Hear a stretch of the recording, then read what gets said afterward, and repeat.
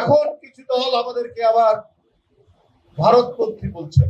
বিভিন্ন রাজনৈতিক দল থেকে বিভিন্ন পন্থী বলার পরেও তারা নিজেরা নিজেদের কর্মকাণ্ডে প্রমাণ করেছেন ওরা বাংলাদেশ পন্থী নয়। তৌহিদি জনতার নামে কারা এই কাজগুলো করছে। 1981 সালে দেশে যখন ফিরলেন, জিয়াউর রহমান যখন আপনাকে ফেরার অনুমতি দিলেন, দেশে ফিরলেন, কোন দেশ থেকে আপনি এসেছিলেন?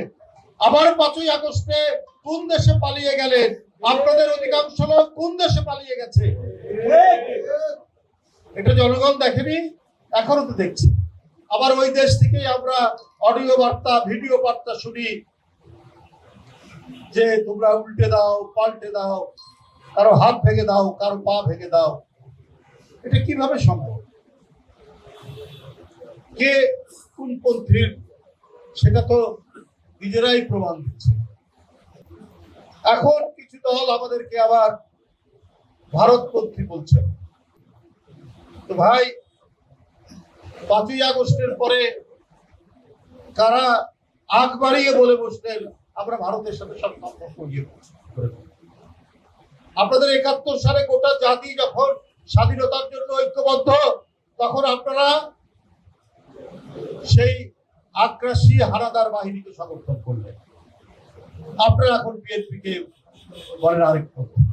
যাই হোক, বিভিন্ন রাজনৈতিক দল থেকে বিভিন্ন পন্থী বলার পরেও তারা নিজেরা নিজেদের কর্মকাণ্ডে প্রমাণ করেছেন ওরা বাংলাদেশ পন্থী নয়।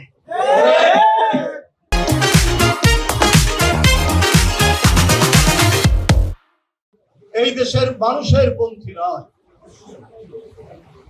বিএনপি এই দেশ, এই জাতি, এদেশের মানুষের আবহমান কালের সংস্কৃতি এবং এদেশের মানুষ যে গণতান্ত্রিক চেতনায় বিশ্বাস করে, আমাদের অতীত ঐতিহ্য থেকে যেটা রয়েছে সেটাকেই লালন করে বিএনপি। বন্ধুরা আবার, তাই আমি বলতে চাই, আবার যখন এই ধরনের যে উৎপাত শুরু হয়েছে, এই ধরনের নৈরাজ্য তৈরি হয়েছে, তৌহিদি জনতার নামে কারা এই কাজগুলো করছে, আপনি দেখবেন এদের পিছনে আন্তর্জাতিক ষড়যন্ত্র আছে। বাংলাদেশ যে একটি উদার নৈতিক দেশ, বাংলাদেশের যে বিভিন্ন ধর্মীয় সম্প্রদায় পাশাপাশি শান্তিপূর্ণভাবে বাস করে, এই দেশের পূজা মণ্ডপ পাহারা দেয় আলেম ওলামারা, সেই দেশে মাজার ভাঙা, মাজারে সেখানে লাশ পুড়িয়ে দেওয়ার মতো ঘটনা যেটা গোয়ালন্দে ঘটেছে, এটার আমি বাংলাদেশ জাতীয়তাবাদী দলের পক্ষ থেকে তীব্র নিন্দা জানাচ্ছি এবং প্রতিবাদ জানাচ্ছি।